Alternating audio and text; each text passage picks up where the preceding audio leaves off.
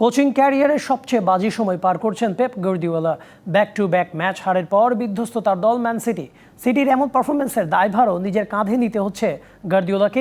নিজেকে খারাপ কোচ বলতেও দ্বিধাবোধ করছেন না তিনি। সময়টা একেবারেই ভালো যাচ্ছে না ম্যানচেস্টার সিটির। এই মৌসুমে একের পর এক ম্যাচ হেরে চলেছে ট্রেবল জয়ীরা। প্রিমিয়ার লিগে এখন পর্যন্ত 16 ম্যাচ খেলে 5 ম্যাচে হারের সঙ্গে 3 ম্যাচ ড্র করেছে সিটি। সব মিলিয়ে সবশেষ 11 ম্যাচের মাত্র 1 ম্যাচে জয় পেয়েছে সিটিজেনরা। প্রায় প্রতি ম্যাচে সিটির হারের তিক্ত স্বাদ নেতিবাচকভাবে যে প্রভাব ফেলেছে পেপ গার্দিওলার উপর তা স্পষ্ট। কোনো ম্যাচে হারের পর তার 6 আঙ্গুল দেখানো, কোনো ম্যাচে নিজের নাক আঁচড়ানোর ছবি তো ভাইরাল ছিল নেট দুনিয়ায়। তার এমন আচরণ অবাক করেছে সবাইকে।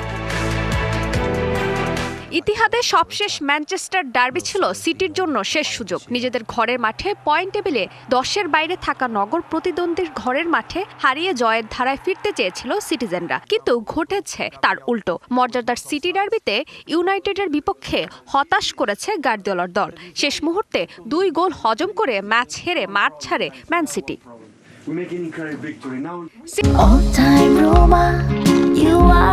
All time Roma. Taste it, love it. সিটির ব্যাক টু ব্যাক এমন খারাপ পারফরমেন্সের পর নিজের কাঁধেই সব দোষ টেনে নিলেন সিটি বস। শুধু তাই নয়, নিজেকে বাজে কোচের খেতাব দেন তিনি। সত্যি বলতে আমি বস, আমি ম্যানেজার, সুতরাং আমাকে একটি সমাধান খুঁজে বের করতে হবে এবং আমি কোনো সমাধান খুঁজে পাচ্ছি না। এটা হতাশাজনক। আমি মনে করি আমি যথেষ্ট ভালো নই।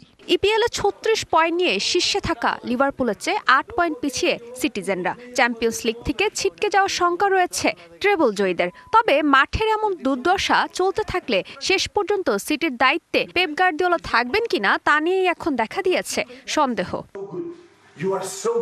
ফারজানা জাহান প্রিয়া, ডিবিসি নিউজ।